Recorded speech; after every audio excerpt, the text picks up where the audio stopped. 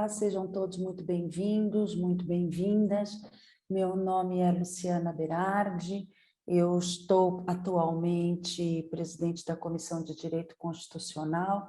Para mim é uma honra participar desses encontros, dessas mini palestras, mini aulas, promovida pela Secretaria de Cultura e Eventos, e me foi confiada alguns temas para conversar com vocês, e o nosso tema de hoje é a importância do direito constitucional, a necessidade, a importância fática do direito constitucional.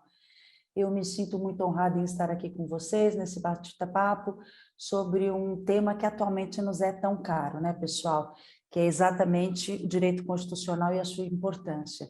Exatamente nesse período em que nós estamos comemorando 33 anos da Constituição Federal, e também porque vivemos um momento de absoluta agudização ideológica, de um verdadeiro e efetivo enfrentamento entre os grupos que se comportam, como diz o nosso presidente na OAB de São Paulo, como verdadeiras torcidas organizadas, e acabam incitando a prática do ódio e a violência às instituições democráticas. Mas graças àqueles que se empenham na proteção de toda a sociedade e da nossa maior autoridade, que é o cidadão no Estado Democrático do Direito, nós temos sido exitosos na destinação de uma mensagem geral e restrita, de forma muito clara a toda a sociedade e aos poderes constituídos, e creio que nós, advogados, advogadas, que somos de fato defensores do cidadão,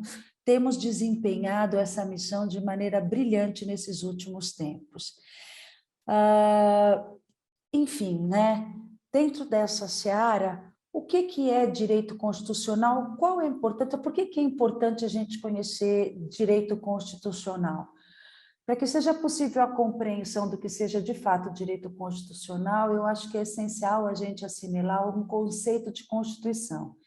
E é nesse sentido que eu vou me socorrer do professor Dr. Alexandre de Moraes, na obra Direito Constitucional, onde ele diz que a Constituição é o ato de estabelecer e firmar juridicamente, A Constituição é a lei fundamental e suprema de um Estado, que contém normas referentes à estruturação do Estado, a formação dos poderes públicos, forma de governo, aquisição de poder de governar, distribuição de competências. Além disso, a Constituição individualiza os órgãos competentes para edição de normas jurídicas, legislativas ou administrativas. Em síntese, a Constituição, como diz o professor Virgílio de Jesus, é, de fato, o estatuto jurídico fundamental de uma comunidade. Portanto, o direito constitucional é um ramo do direito público que se dedica a estudar a Constituição, que é o documento que estrutura o Estado, efetivamente. Em direito constitucional, nós observamos também o sentido da Constituição, a concepção que melhor compreende o seu conceito, porque, de fato, a Constituição ela tem três sentidos diferentes: o sociológico, o político e o jurídico. Vamos entender um pouco do conceito do primeiro sentido, o conceito sociológico de Constituição. E, segundo Ferdinand Lassalle, existem fundamentos sociológicos das constituições que são chamados fatores reais de poder. Ou seja, a Constituição seria a soma dos poderes econômicos, políticos, religiosos, militares e qualquer outro poder que esteja presente em uma nação. E, nesse aspecto, a Constituição seria um fato social. Já o sentido político da Constituição, que é defendido por Carl Schmitt, afirma que a Constituição é uma decisão política fundamental, ou seja, ela é o resultado da vontade política do poder constituinte originário.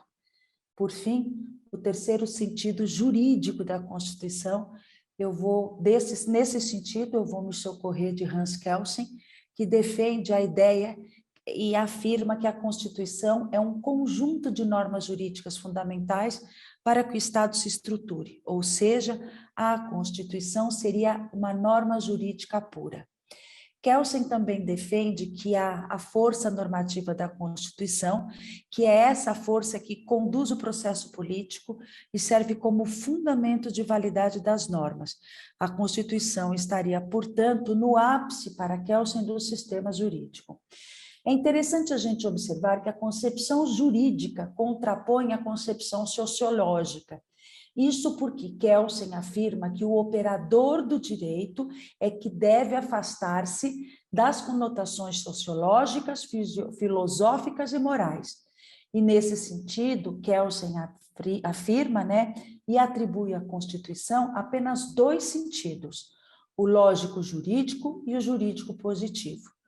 O primeiro sentido, que é o lógico jurídico, trata a Constituição como a norma fundamental hipotética, ou seja, a sua função é servir de validade, servir de validade da Constituição. Para o segundo sentido, que é o sentido jurídico positivo, a Constituição é aquela que fundamenta todo o ordenamento jurídico, ou seja, ela é feita pelo poder constituinte. E é por isso que é importante a gente estudar o direito constitucional e conhecer o direito constitucional, porque é ele que estuda, é uma matéria do curso de Direito que tem como objeto o estudo da Constituição Federal e todo o reflexo dela na interpretação das normas jurídicas brasileiras, uma vez que ela está, portanto, como acabei de dizer, como entende Kelsen, no topo da pirâmide no que se refere à imperatividade da lei. Isto porque, em relação aos demais códigos e conjuntos normativos, nós estamos falando de acordo com os mandamentos constitucionais, e que esses mandamentos constitucionais é que prevalecem sobre os demais códigos e conjuntos normativos. A partir de uma análise técnica da Carta Magna, por exemplo, além de entender o que é direito constitucional, o profissional do direito pode verificar como se estruturam as instituições no Estado de Direito e também para que elas servem na prática.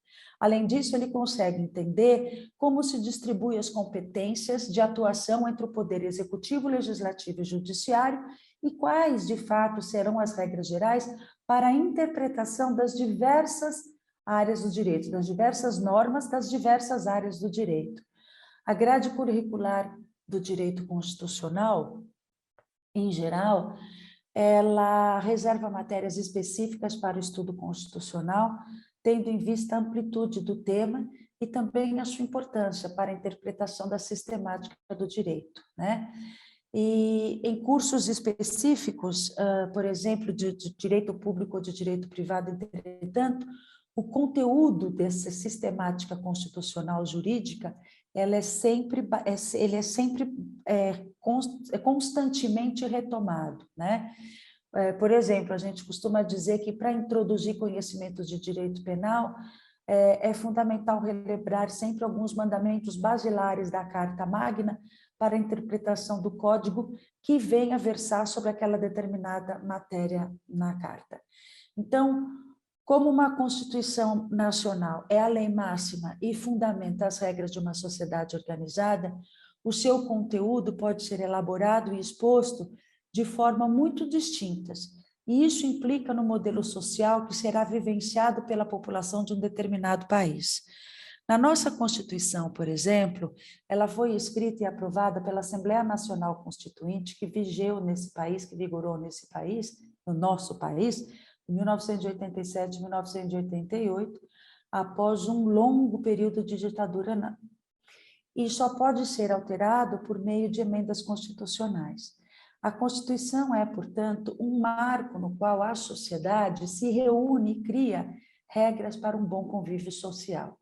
Em um país no qual as pessoas têm visões muito distintas do que é o bem comum, é importante encontrar um terreno para que essas divergências sejam possíveis dentro das regras e que se viva com civilidade. A Constituição Federal é esse tipo de marco, com as pessoas criando regras que nem sempre são perfeitas, mas que são importantes seguir para que a divergência seja controlada de maneira civilizada.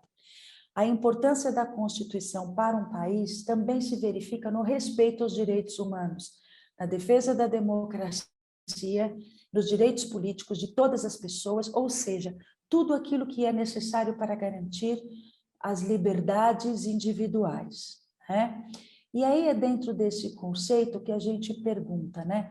O que cidadania tem a ver com Constituição? Por que eu disse que a Constituição, que o cidadão é o autor principal, é o ator principal do direito constitucional da nossa Carta Magna? E para isso eu vou precisar levar os senhores até a Grécia, né? Até, primeiramente, Roma Antiga, onde diz que a etimologia da cidadania, a palavra cidadania, ela vem do latim, mais especificamente do termo civitas, que significa cidade, né? Na Roma Antiga, esse termo também ele era utilizado para se referir ao conjunto de direitos de um cidadão. Você pode estranhar que o conceito que hoje é utilizado para se referir aos direitos e deveres de uma pessoa dentro de um país faça referência à cidade. Acontece que ele já era também muito comum na Grécia Antiga, embora não se falasse latim lá. Naquele tempo, a organização do poder ocorria de uma maneira completamente diferente dos tempos de hoje. Essa organização de poder, ela na Grécia, ele era feito de forma descentralizada, formando as famosas cidades-estados gregas, entre elas as célebres Esparta e Atenas, né? Essas eram concentrações, essas cidades eram de fato concentrações de pessoas que viviam em uma pequena região e elas se autogovernavam, sem responder a um poder central que estivesse no comando ou uma área maior com outras cidades. Em vez disso, as leis eram elaboradas localmente. Nesse contexto foi que surgiu a democracia ateniense, mais ou menos em meados do século V a.C. Direitos e deveres de cidadania de um cidadão ateniense valiam, portanto, apenas dentro daquele território específico. Então, os direitos de cidadania de Atenas valiam especificamente apenas dentro do território ateniense, né? Portanto, dentro da cidade. Para que um país se desenvolva, é importante que a sua população tenha o costume de exercer a cidadania. O problema é que exercer a cidadania é um termo muito repetido, mas pouco discutido. Alguém sabe de fato o que isso realmente significa? Na verdade, eu costumo dizer que tudo começa com a tomada de consciência e criação do senso de pertencimento, com o sujeito se enxergando como um agente que tem grande responsabilidade na vida em sociedade. Não apenas um coadjuvante, mas também um protagonista. Não se coloca somente como potencial vítima das circunstâncias, mas, sobretudo, que reconhece ser parte integrante e atuante na defesa do bem geral e coletivo. Cidadania é um conceito que se refere à condição de pertencimento de uma pessoa à comunidade de um país. A consequência desse pertencimento são os direitos e deveres civis e políticos e sociais, que são assegurados sempre ao cidadão pela Constituição e, no nosso caso, a Constituição Federal Brasileira. Na nossa Carta Magna, a cidadania consta como um dos fundamentos da República Federativa do Brasil, logo no primeiro artigo, que diz que a República Federativa do Brasil é formada pela união indissolúvel de estados, municípios, Distrito Federal e se constitui-se em Estado democrático de direito e tem como fundamentos, inciso 1, a soberania, 2, a cidadania. Portanto, o conceito e entendimento da cidadania nunca é algo fechado, e sim um processo contínuo de construção coletiva. Enfim, pratica um ato de cidadania, portanto, todo aquele que exerce uma participação ativa em sua comunidade, visando promover o bem comum, né? E quando a gente fala em promoção de bem comum e cidadania, a gente não pode deixar de agregar a esse conceito o entendimento que vem diretamente, que a pergunta seguinte que se tem em relação à cidadania. Bom, se o cidadão é aquele que exerce o seu direito político e jurídico, Então, por quê? Então, direito e política, direito constitucional e política andam juntos ou andam separados, né, pessoal? E aí é aquilo que a gente fala, que tanto o direito como a política, a gente fala, não, quando eu digo a gente, sou eu, que nós ministrando as aulas, eu costumo dizer que tanto o direito como a política consistem em instrumentos da ordenação da vida em sociedade. E eles tendem a ser vistos como instrumentos propícios de fortalecimento das camadas economicamente dominantes em detrimento da maioria que, em regra geral, é expoliada. Contudo, podem ser convertidos em peças básicas na instauração de uma nova ordem, assinalado pelo respeito e pela efetivação da justiça, digamos assim. Aristóteles, eu me lembro que, sempre gosto de lembrar, que Aristóteles dizia que o homem é, por natureza, um animal político. Então, nós devemos acrescentar que também é um animal do direito, né? As coletividades humanas que existem efetivamente, como é que eu posso dizer assim, que existem na atualidade, elas são articuladas conforme preceitos jurídicos, sejam eles escritos, sejam como parte do elenco de tradições de caráter oral. E é o direito que o impele a se organizar, que norteia as maneiras pelas quais eles vão se agrupar, como a sociedade vai se organizar e como resolve as questões decorrentes desse tipo de convivência, digamos assim, né? Como o animal do direito, né? Como o homem é um animal do direito, o homem também deve estabelecer, é ele que vai estabelecer tudo aquilo que é de caráter lícito ou ilícito das suas condutas, e ele também constrói formas de convivência, estabelece formas de convivência que podem ser alteradas no decorrer do tempo ou permanecer quase que imutáveis. Desde a mais tenra idade, os indivíduos tendem a expor os seus pontos de vista e a tentar fazer imperar as suas vontades, sendo esses tipos de tendências levadas a um alto grau de atividade, né? Essas atividades podem ser políticas, podem ser sociais, mas de uma forma geral que envolve tomadas de decisões que afetam, em regra geral, de forma intensa, os interesses de toda a coletividade.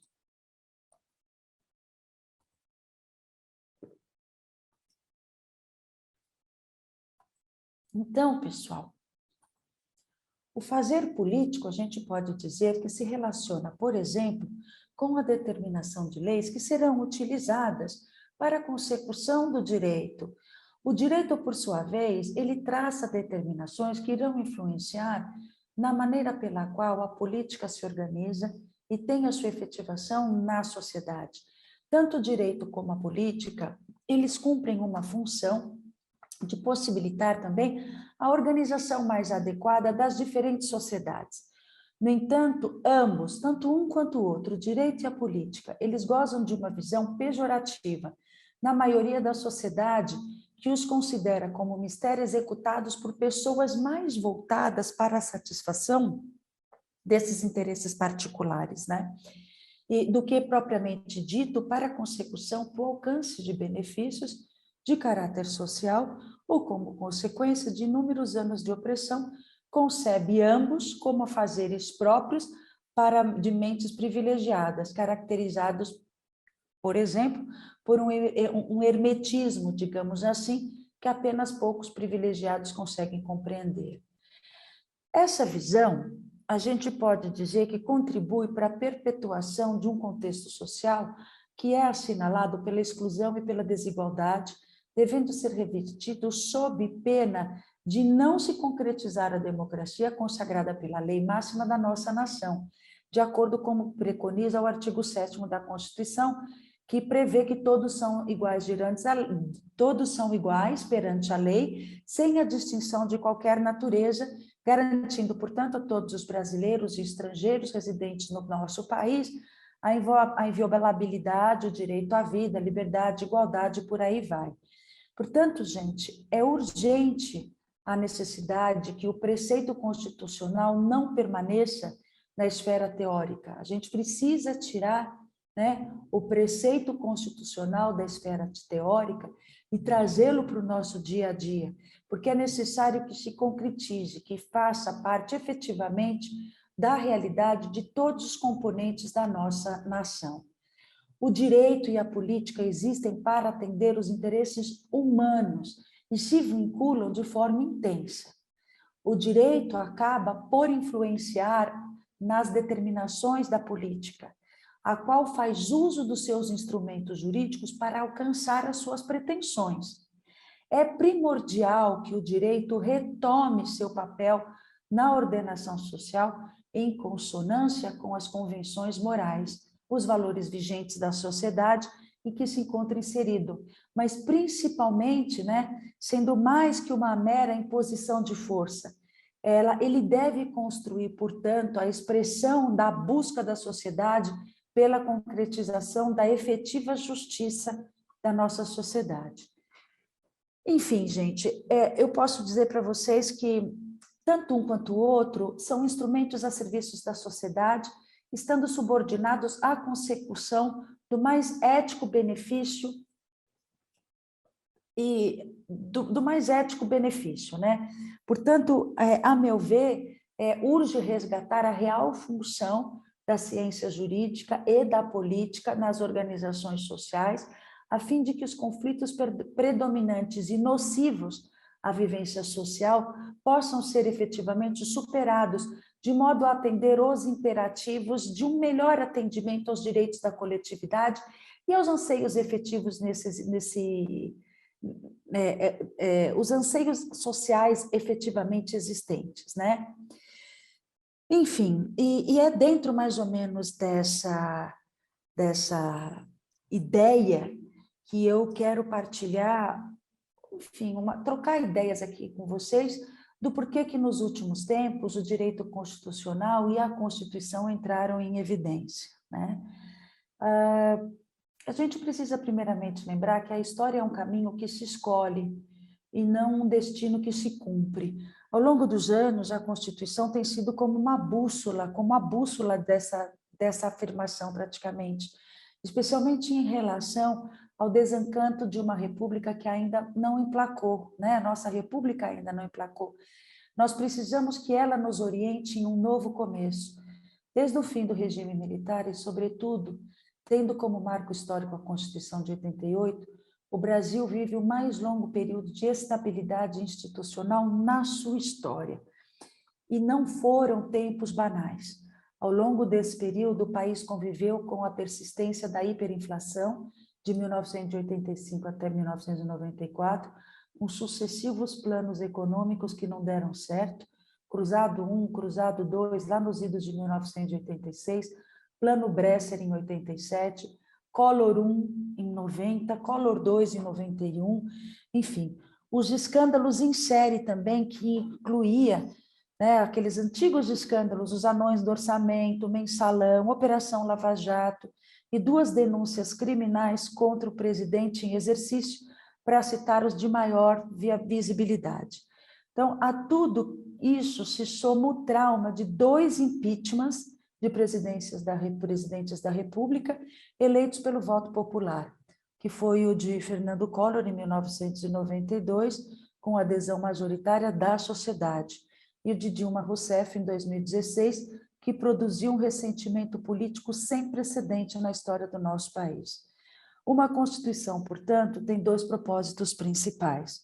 Primeiro, organizar e limitar o exercício do poder político, assegurando o governo da maioria e estabelecendo as regras do jogo democrático.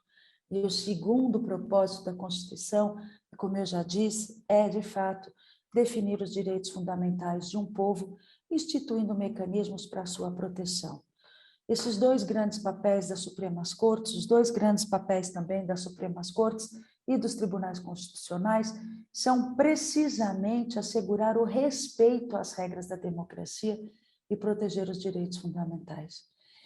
E este foi um dos domínios em que a Constituição e o Supremo Tribunal Federal, o STF, se saíram particularmente bem nesses últimos 30 anos. Neste tópico, portanto, a gente acaba destacando os direitos fundamentais que correspondem aos direitos humanos incorporados efetivamente no ordenamento jurídico brasileiro, especificamente no nosso ordenamento jurídico interno. Direitos humanos são uma combinação de conquistas históricas, valores morais, razão pública, fundados na dignidade humana, que visam a proteção da vida, da liberdade, da igualdade, da justiça. E por que não também falar, né, na busca da felicidade? Embora tenham uma dimensão justnaturalista, eles são normalmente incorporados nos ordenamentos domésticos, sendo rebatizados como direitos fundamentais. E eles significam a positivação pelo Estado dos direitos morais de cada indivíduo, ou seja, uma reserva mínima de justiça a ser, então, assegurada a todas as pessoas. Todas essas crises que nós vivemos, conforme eu falei, foram enfrentados dentro do quadro da legalidade constitucional. É impossível exagerar a importância desse fato, que significa a superação de muitos ciclos de atraso no nosso país. O Brasil sempre foi o país do golpe de Estado, da quartelada, das mudanças autoritárias, das regras do jogo. Desde Floriano Peixoto, né, que deixou de convocar eleições presidenciais ao suceder Deodoro da Fonseca, até a emenda constitucional 1 de 69, quando os ministros militares impediram a posse do vice-presidente Pedro Aleixo. O golpismo foi uma maldição na nossa República. Mas tudo isso é passado. Na sucessão das crises recentes, o Supremo Tribunal Federal evitou mudanças casuísticas das regras dos impeachments, embora, lamentavelmente, em momentos subsequentes, tenha sido, sim, casuístico, em outros pontos da sua própria jurisprudência. As Forças Armadas, por sua vez, antes tão distantes, adotaram, desde a redemocratização do país, uma postura espreita, e agora vemos uma reaproximação brutal. Vivemos momentos de tensão, onde 30 anos de estabilidade institucional, apesar de tudo, se veem ameaçados diretamente pelo governo. A República Brasileira atualmente está sangrando e a Constituição está como Hércules sustentando a nossa nação nas costas. Só quem não soube como foram as sombras não reconhecem a luz. E apesar de todos os nossos problemas, hoje vivemos na luz. Então, eu finalizo o nosso bate-papo aqui hoje, né, firmando qual é a importância da defesa da Constituição dentro do Estado democrático do Estado, da defesa do Estado democrático do direito. Ou seja, meus colegas, como eu acabei de comentar com vocês, é a manutenção da nossa sobrevivência na luz, para que o período de sombras não retome o nosso país. Um grande abraço a todos, eu fico disponível para vocês no Instagram, vocês podem conversar comigo no Instagram, @Luciana_Berardi. Um abraço e até a próxima.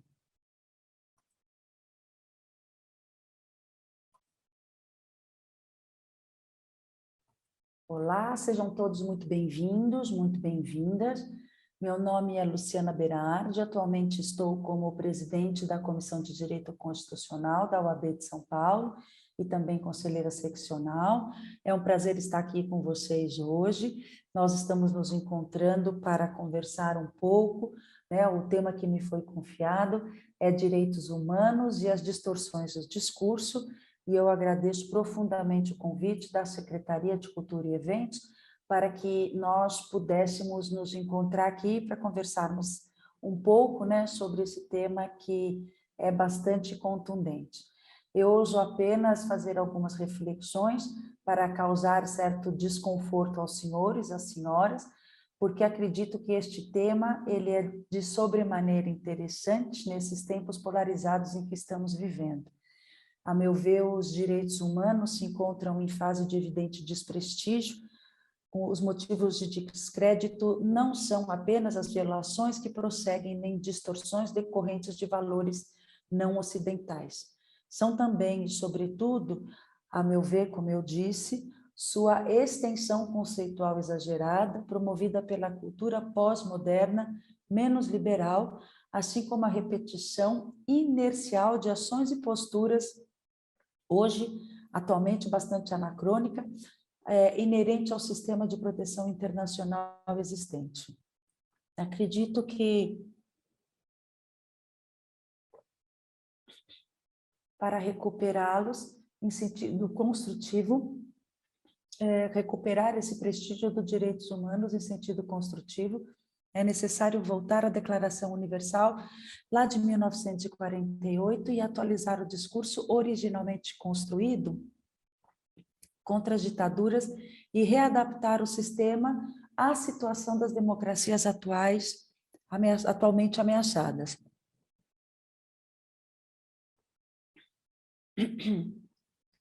Depois de haverem funcionado no final do século XX como última utopia secular universalista capaz de mobilizar sociedades de todo o mundo, os direitos humanos parecem de fato ter entrado numa fase de descrédito, e essa perda de popularidade da própria expressão linguística pode ser notada na sua posição secundária nos programas políticos atuais, meramente episódica nos noticiários e artigos de imprensa, se comparado ao relevo obrigatório e prioritário de poucos anos atrás.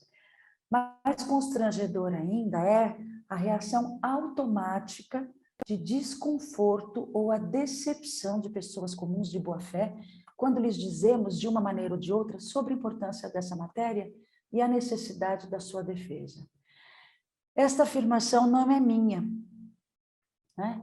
Jamais eu ousaria de fazer uma afirmação dessa. Essa afirmação é sim do embaixador, professor doutor Lindgren Alves.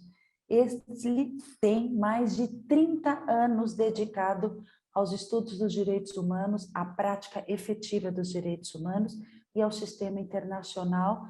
Desde 2002, é membro do Comitê para a Eliminação da Discriminação Racial em Genebra. Foi dele a tese As Nações Unidas e os Direitos Humanos, a operacionalidade de um sistema em crise, escrita quando ele ainda era diplomata, o qual virou livro de cabeceira para todos aqueles que são estudiosos da matéria dos direitos humanos. Para vocês terem uma ideia, ele mesmo, enquanto autoridade do tema, diz que é provável que essa observação não escape a ativistas, sobretudo os mais novos, diretamente dedicados à promoção dos direitos humanos, tanto no Brasil e no exterior, e que possivelmente até os revolte. E ele afirma, eu próprio, calejado pela experiência, deixa eu fazer a leitura aqui, peraí. Eu próprio, calejado pela experiência de mais de 30 anos dedicado ao tema, agora me irrito com a necessidade de explicitar o que venho fazendo nesse campo para ser levado a sério. Antes, o início era vencer os preconceitos nacionalistas associados à noção de soberania. Hoje, o mais difícil é explicar que os direitos humanos não são tudo aquilo que tem sido feito em seu nome, muitas vezes para atacar o Estado de forma leviana. Então, veja, é importante nós assinalarmos a desatenção metódica que os direitos humanos têm sido tratados ou descartados por governos, principalmente governos democráticos em países desenvolvidos, e especialmente em relação às medidas de repressão e prevenção a possíveis atos terroristas.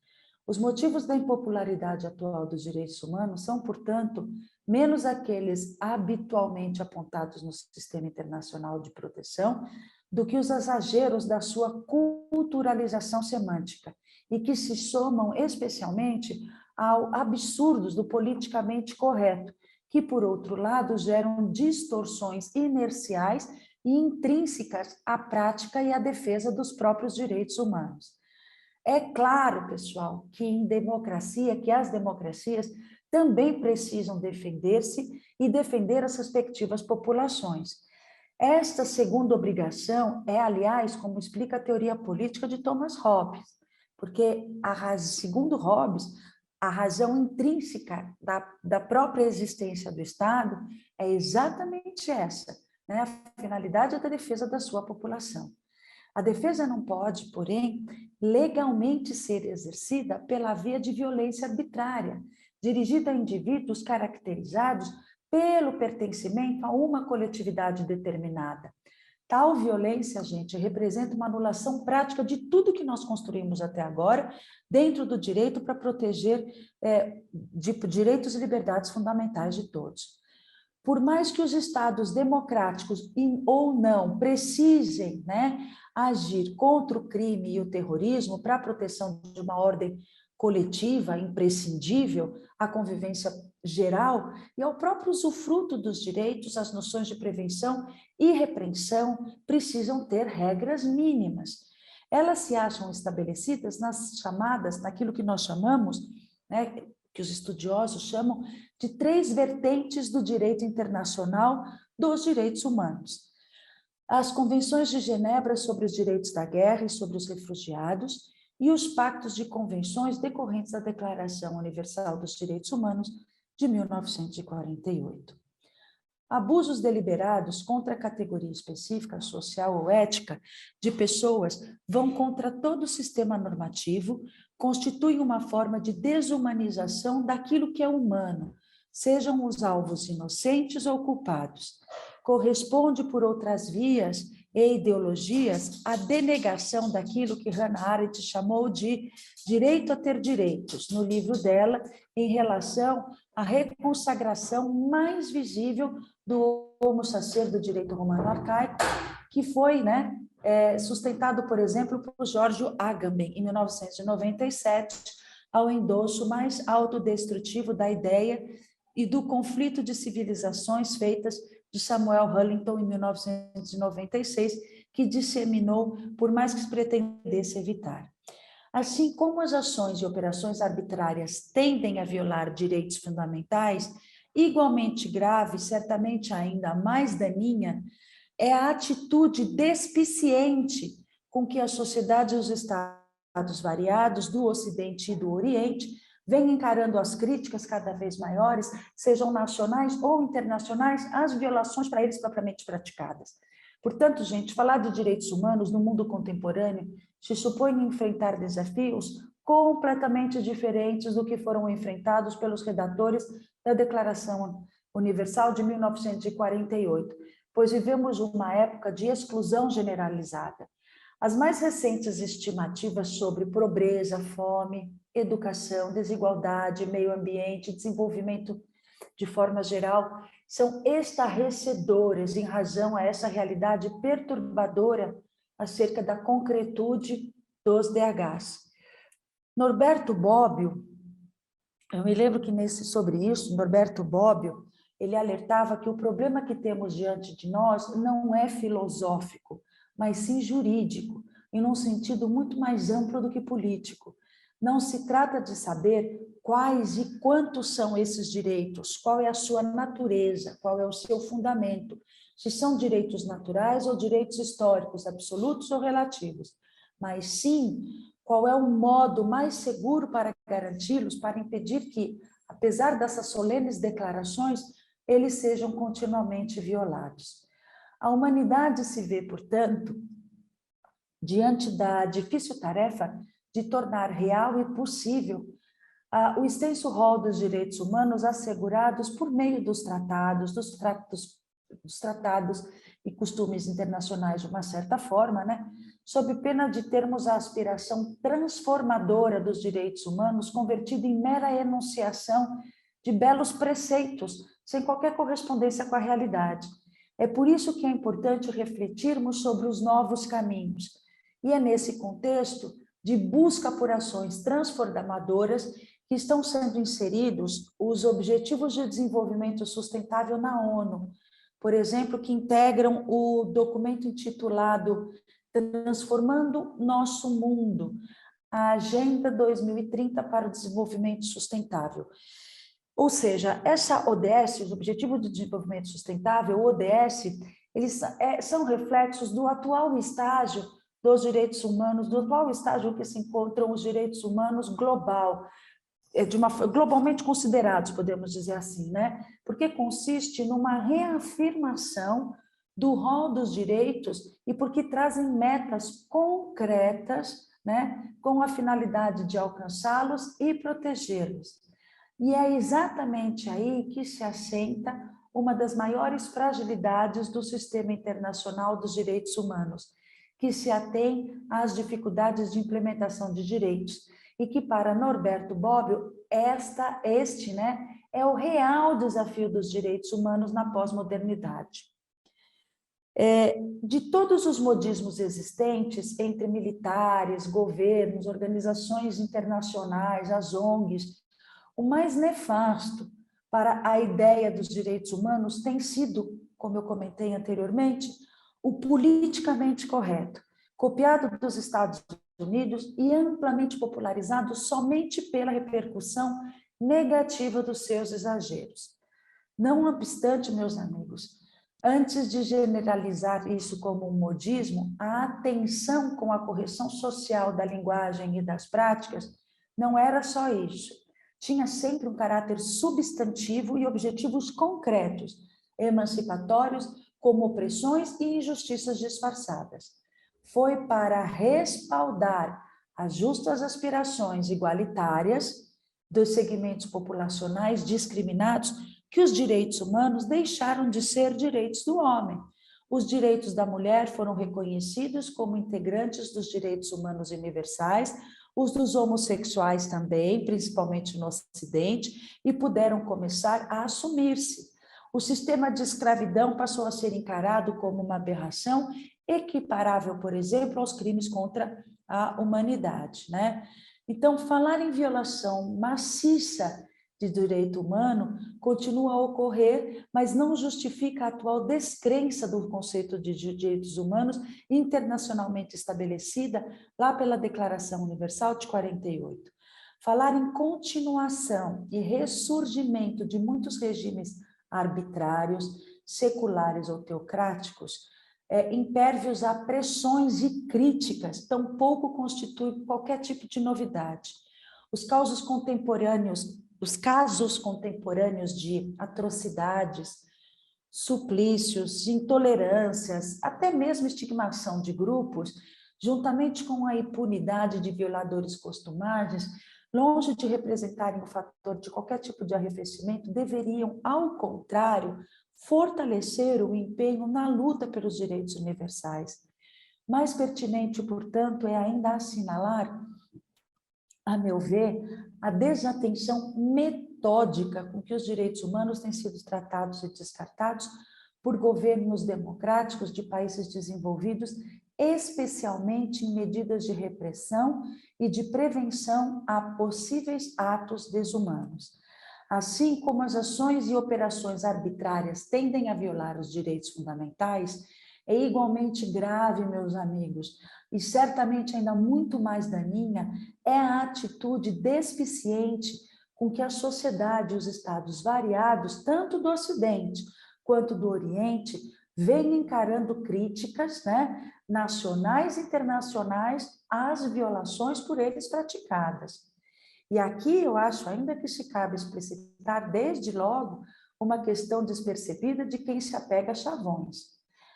Agamben afirma que, na medida em que os direitos humanos sempre foram considerados pelo marxismo clássico uma invenção da burguesia para legitimar a exploração do trabalho, o que é que a esquerda atual, tão pouco influente no cenário de poder contemporâneo, tem a ver com o descrédito ou com o crédito desse conceito dos direitos humanos?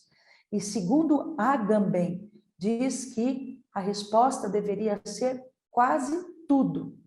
É nessa linha também que o professor Lindgren Alves afirma que os direitos humanos postulados pela ONU sempre foram de esquerda, e não apenas porque os liberais dos Estados Unidos e na Inglaterra correspondem à esquerda ou do seu espectro político. Vejam, eu não estou pondo a minha opinião pessoal, eu estou trazendo para vocês opinião dos maiores pensadores, né, de grandes pensadores relacionados aos direitos humanos. Ou seja, se por um lado foi a supremacia do Ocidente, após a Segunda Guerra Mundial, na versão capitalista liberal, né? Eu ia dizer capital liberal, capitalista liberal, com alguns aportes socialistas, que se impôs a elaboração da Declaração Universal de 1948, foi, por outro lado, a aliança de esquerda não institucional com a social-democracia que garantiu quase que a unanimidade o conceito dos direitos humanos não universais contra a arma, contra todos os tipos de autoritarismos. Como observava Bobbio, na década de 1990, quando se fazia que não havia mais direito, quando se dizia, desculpem, quando se dizia que na década de 90 que não se existia mais direita e nem esquerda na política, que essas duas posições eram relativas, segundo Bobbio, não correspondem a conceitos ontológicos, né? Ou seja, para Bobbio, direita e esquerda não significa, não corresponde a conceito ontológico. Ele diz que esquerda é ou era igualitária, porque via a maior parte das desigualdades que degradam o ser humano como sociais, logo elimináveis. E a direita é anti-igualitária, entendendo as desigualdades, como naturais, logo não elimináveis. Em suas palavras, comedidas inclusive, porque Bobbio é muito comedido nesse aspecto, ele diz que a direita está mais disposta a aceitar aquilo que é natural e aquilo que é a sua segunda natureza, ou seja, o habitual e a tradição, a força que vem do passado. Os direitos de todos os seres humanos, portanto, né, em qualquer circunstância, devem ser vistos como aqueles que são, desde 1948, um mínimo denominador comum para todos os estados e culturas, que os devem respeitar e fazer valer em favor de todas as pessoas. Aos direitos estabelecidos na Declaração Universal, não é necessário, pessoal, a gente acrescentar nenhum direito específico de qualquer tipo de validade exclusiva para grupos particularizados e nem direito das etnias, que tanto pode fortalecer a identidade, como pode, inclusive, vir a esmagar o indivíduo. Essencial, segundo Bobbio, é manter intocável as culturas, as línguas, as religiões, as diferenças, mas sim, o essencial, segundo Bobbio, não é manter intocável as culturas, as línguas, as religiões, as diferenças, mas sim buscar os meios para o Estado aplicar os direitos da Declaração Universal da melhor maneira possível, à luz de cada situação, em favor dos seus habitantes. E com a sua natureza cogente e valor referencial abrangente, os direitos humanos não são e nem devem representar, nem podem representar, né? Vocês me desculpem, hoje dei aula o dia todo, então eu estou um pouco assim redundante em função do excesso, digamos assim, do cargo do magistério. Então, como eu dizia, na natureza cogente dos direitos humanos, o valor referencial deve ser abrangente. E os direitos humanos, portanto, não são e não podem representar objetivos em si. Constituem, sim, instrumentos internacionais de conformação, e essa conformação, né, é uma conformação normativa insuficiente, mas ela é útil, né? Por que é insuficiente? Conforme a gente já conversou anteriormente, em razão, né, das deficiências relacionadas às questões dos direitos humanos. Mas elas são úteis e ficam à disposição, em primeiro lugar, da cidadania para obtenção do avanço social enquanto justiça. Os principais responsáveis pela garantia dos direitos humanos são, portanto, e devem ser estados e, dentre outros, territórios, né, que realizam e devem ficar sempre atentos a essas questões ocorridas em relação às violações. Nas democracias, os trabalhos das organizações não governamentais e ativistas precisam ocorrer sempre junto do Estado, né, quando forem necessários. E uma coisa que eu gostaria de dizer a vocês é que as Nações Unidas têm importância, uma grande importância, no monitoramento dos direitos humanos, criticando, ajudando quanto pode, alertando o que há de errado, e diz tanto no aspecto nacional quanto no aspecto internacional da matéria. As organizações não governamentais atuantes, na ONU, têm todo o direito de apresentar denúncias, mas tanto as ONGs como a ONU e os delegados governamentais precisam estar atentos para aquilo que se pretendem conscientemente na competência dos órgãos e a que se devem dirigir e das formas que devem dar às suas postulações. Ou seja, uma palavra de estímulo às ações positivas será sempre valiosa. Enfim, gente, eu concluo aqui dizendo que precisamos, então, salvar os direitos humanos do descrédito em que se encontram em todo o mundo. E para isso é necessário que a militância, seja de direita ou de esquerda, tenham coragem de dissociar-se de posições partidárias ou meramente principistas. Talvez, no caso brasileiro, o primeiro passo consista em apoiar e orientar corretamente a polícia, criticando somente os excessos comprovados e não a iniciativa das operações, porque a população também precisa de ordem e de segurança. Quem sabe isso ajudará também se assumirmos no Brasil e lá fora a Universidade dos Direitos Humanos para uma vida humana. As culturas que, por sinal, tão pouco podem violar os direitos humanos, são úteis para a autoafirmação identitária de grupos minoritários e devem ser respeitadas pela contribuição que aportam a variedade humana como discussões equilibradas, minha gente, e sem qualquer tipo de indução e proliferação de conflitos. Por isso eu encerro aqui agradecendo a participação de vocês, deixando-os atentos que é necessário, de fato, salvarmos os direitos humanos do descrédito em que se encontra em todo o mundo. Agradeço mais uma vez a presença e um abraço a todos. Fico à disposição dos senhores, das senhoras, mandem dúvidas, perguntas para nós trocarmos ideias. Meu Instagram é @Luciana_Berardi. Muito obrigada, até a próxima.